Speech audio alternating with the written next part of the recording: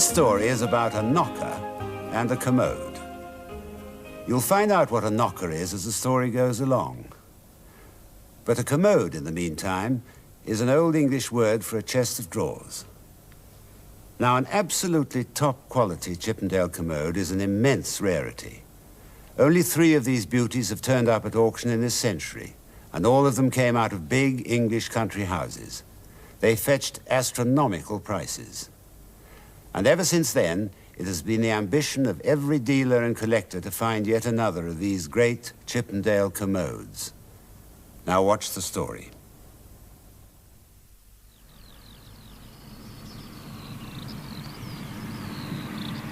Lead us, Heavenly Father, lead us on the road.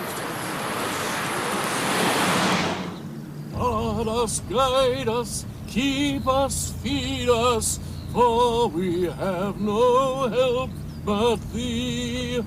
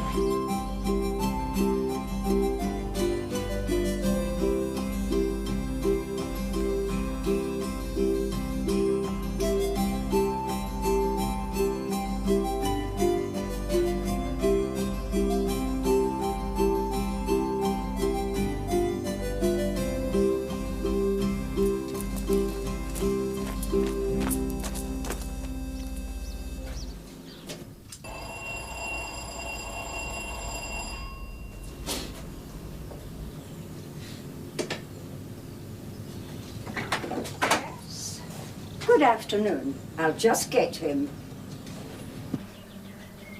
Excuse me, sir. A gentleman to see you.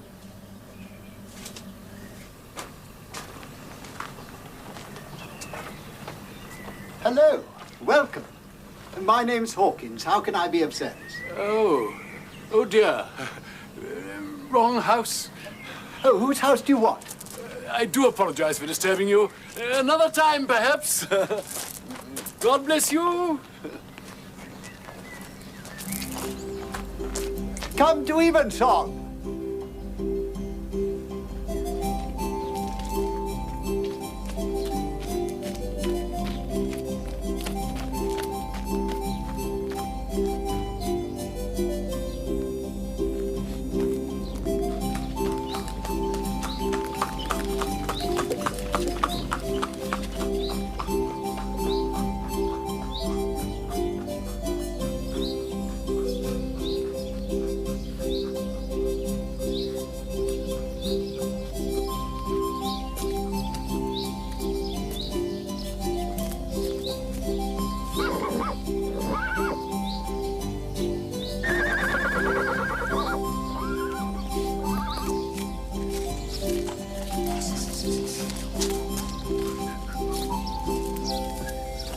What do you want? I do apologize for troubling you, especially on a Sunday.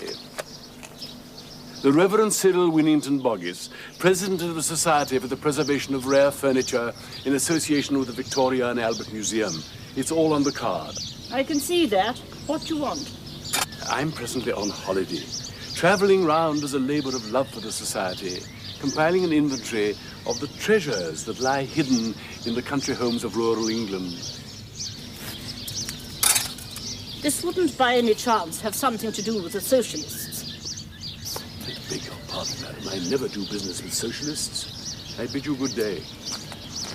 I'm not a socialist, damn it, I thought you were. Aye, madam, aye. Society, cataloguing treasures, tax, all that sort of thing. Thought you were some kind of snooper. Oh, no, madam. I'm only interested in furniture. The past, dear lady, our glorious heritage. But you should mistake me for a socialist. Oh, dear me. Wait till I tell that to my sister, Lady Agatha. Excellent horsewoman, incidentally. Rides with the Rutland. Come in. I don't know what the hell it is you want, but come on in. Very good.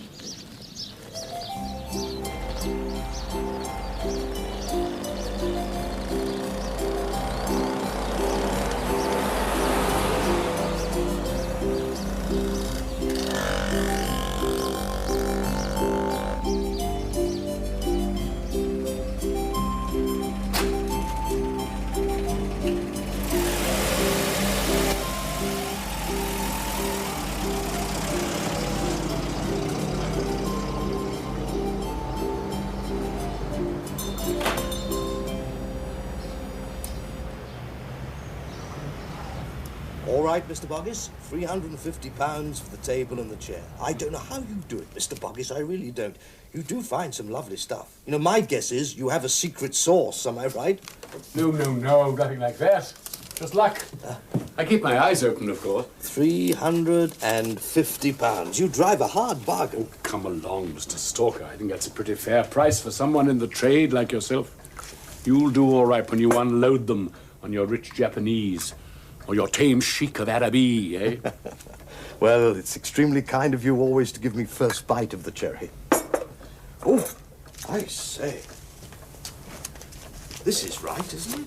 Yes, Coalport, 1805. Made for the D'Alembert family. Aye. Not a complete set, unfortunately. My word, you do find some wonderful things. I wish I knew your secret. No secret. I always pay a pretty good price for the stuff myself. Yes, but your sauce, Mr. Boggis. You know, everyone in the trade would like to know how you come up with all these rare items, and so regularly. Is that so? Well, one of these days, I'm going to find something really spectacular. Such as? Well, something by Hepplewhite, perhaps, or even some rare piece from the workshop of old Thomas Chippendale himself. Well, I suppose you're entitled to dream. Well, why not? Everyone dreams, don't they? Everyone has dreams that one of these days they'll find some old envelope with a rare stamp in the corner of it, or find some dirty old picture, clean it up, and find that they've got themselves a Rembrandt or a Rubens. And I'll know at a glance.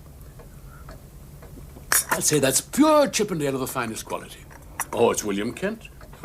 I'll look at the legs and the crispness of the carving, and I'll know I must be right. And that'll make a bit of a stir in the trade, eh? Oh, not half. Though I'd be surprised if there are any undiscovered treasures left like that. However, if you do find something, I'm one of the few traders in London who can lay his hands quickly on a large sum of money. In cash. Cash, Mr. Boggis.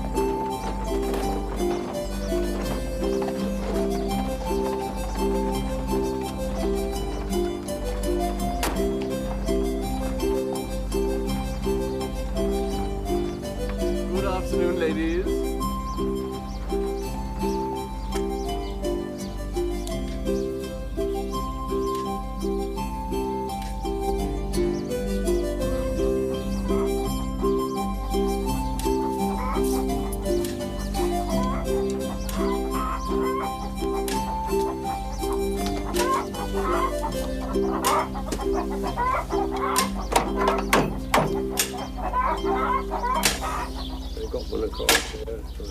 Good afternoon. Isn't it a lovely day? May I ask, who is the owner?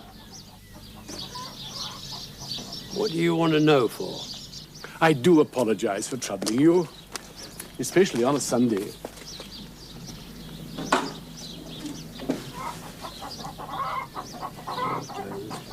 Society of Preservation of... Can't make head or tail of this.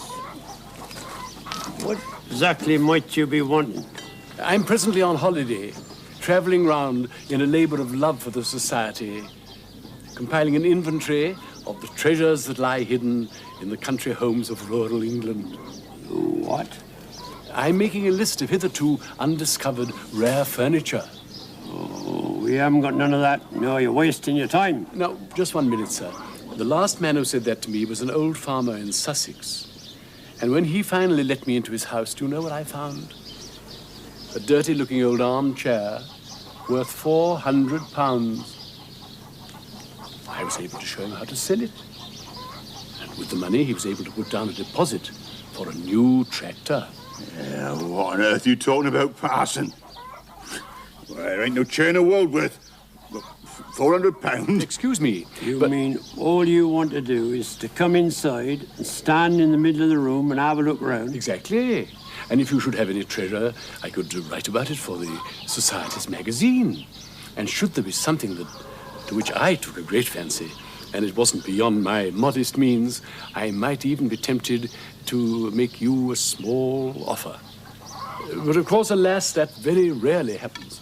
Well, I suppose there's no harm in him having a look round. If that's all you want. That's all I want. Right. Follow me. Thank you. I'm a farmer's son myself.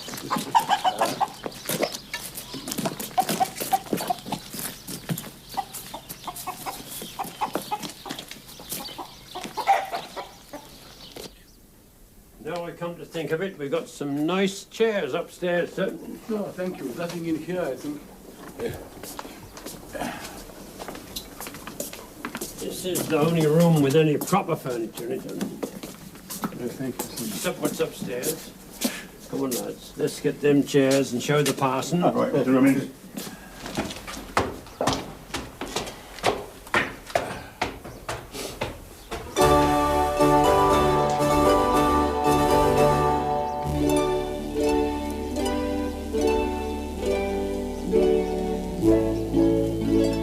My God!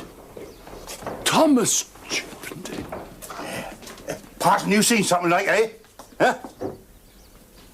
My heart. I can't breathe. Must sit down. Yeah, come on out. Come on. Put your head between your knees, like. Come on. Come on, down you. Huh? Are you all right, parson? Looked as if you'd seen something.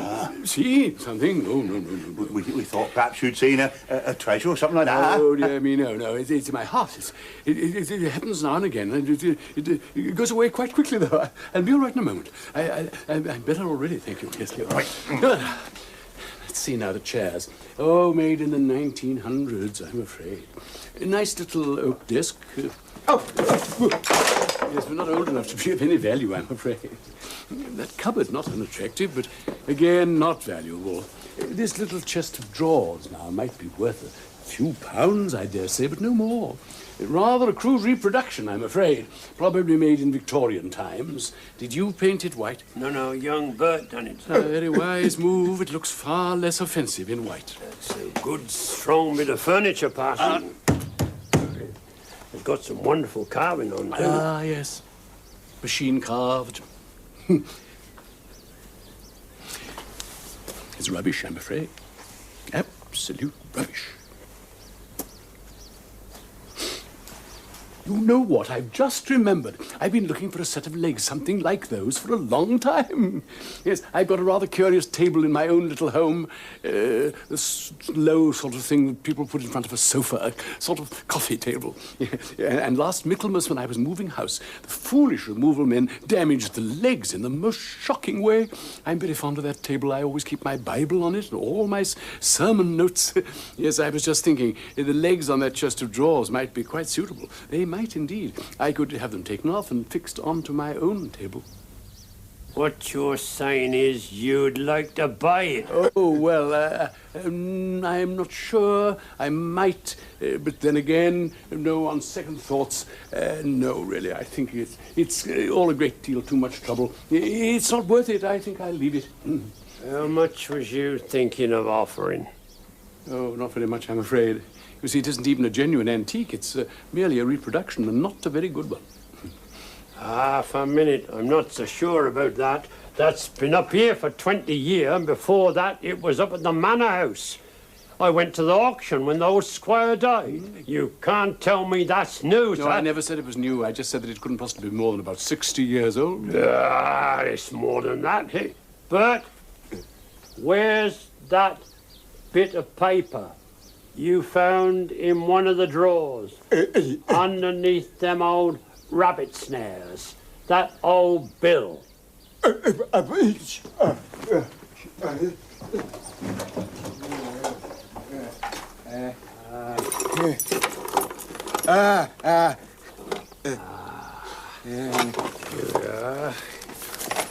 then, you can't tell me that writing ain't bloody old. Edward Montague, that was the squire's family name, to Thos Chippendale. Thos, that was the old-fashioned way of spelling Thomas. A large mahogany commode table of exceeding fine wood, very rich carved, set upon fluted legs, two very neat-shaped long drawers in the middle part, and two ditto on each side, with rich chased brass ornamentry, the whole finished completely in the most exquisite taste. £87. I see. Yes, exactly as I thought. Victorian reproduction. This is the invoice that the man who made it gave to his client and made him believe that it was a genuine antique. You notice he doesn't say that he made it himself. That would have given the game away. Yeah. Say what you like, that's an old bit of paper. Of course it is, my dear friend. Victorian, late Victorian. I've seen hundreds of them. That was the time when masses of cabinet makers did nothing else but fake fine furniture of the previous century. Look here, Parson. I'm not saying as you may not know quite a good deal about this furniture business, but what I am saying is, how can you be so mighty sure that's a genuine fake when you haven't had a chance to look at it underneath all that white paint? Come over here for a moment and I'll show you.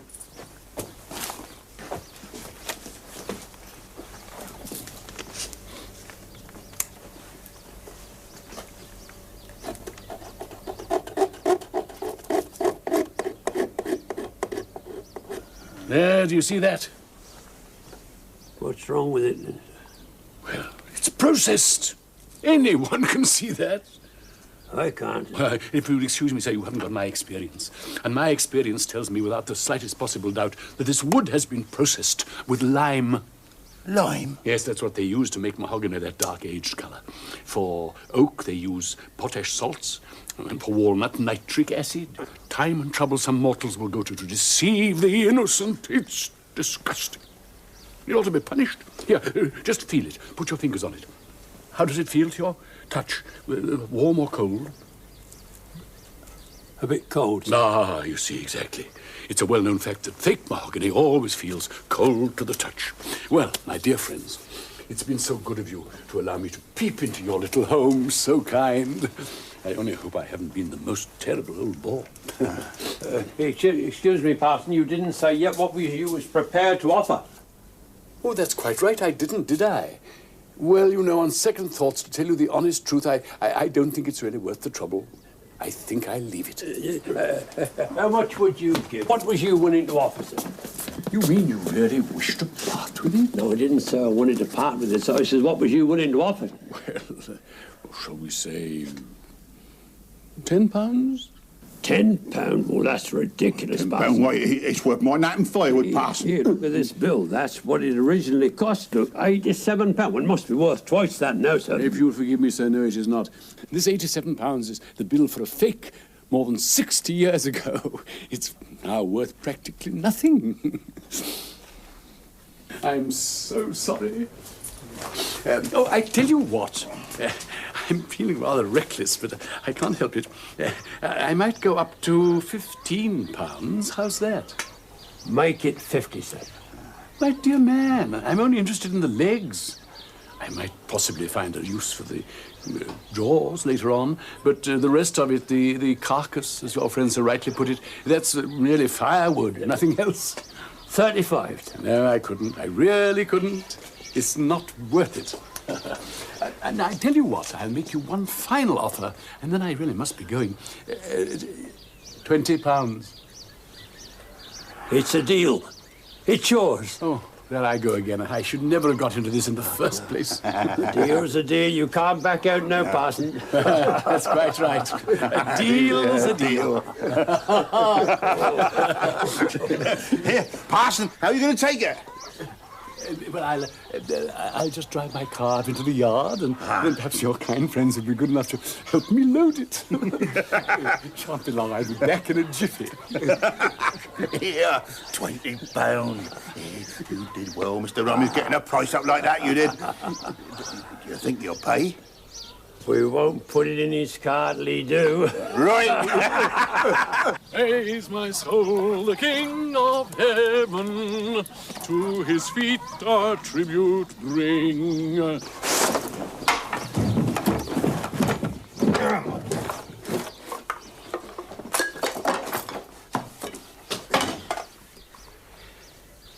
How a thing like that is going to go inside a motor car beats me. Anyhow, let's get it out in the yard, lads. Right. Burton, get out in. Up we go. Praise him, to the Lord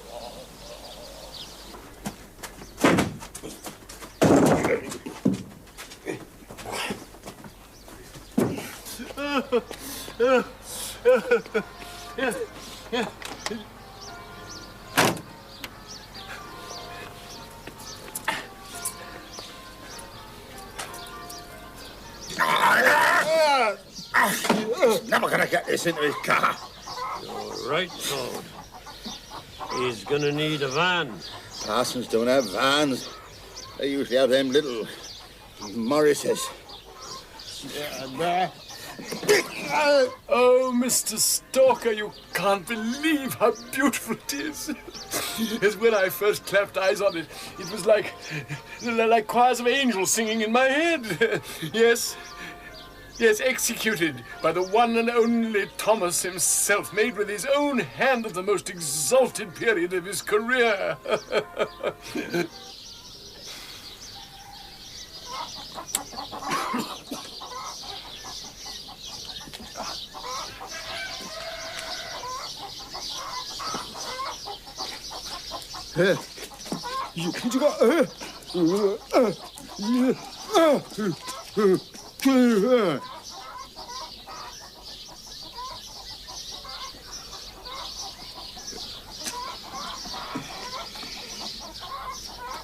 Yes, and there's even the original bill of sale to prove it. What? Oh, how much? Oh, that's telling. But I can only say I didn't get it cheap. Yes, of course you can. It's going to be known as the Boggis commode after the finder. Thank you. See you later. The Boggis commode.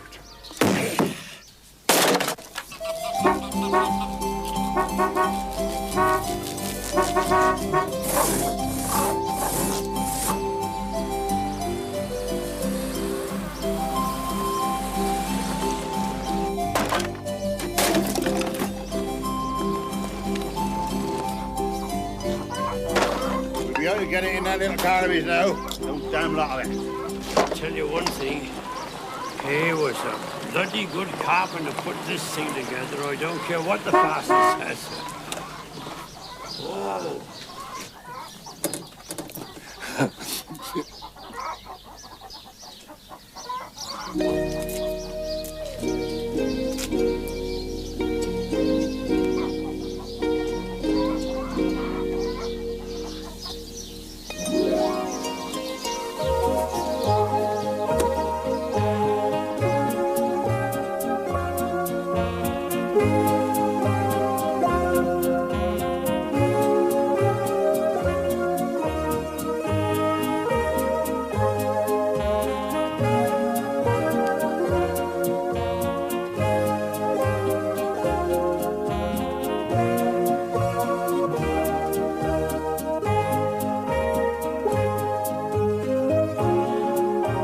Requested by the London and Provincial Antique Dealers Association to make it clear to viewers that the use of their symbol shown in the window of the fictional antique dealer in this programme was in no way intended to imply that the association condones certain dishonest practices of the antique dealer which were portrayed in this fictional story.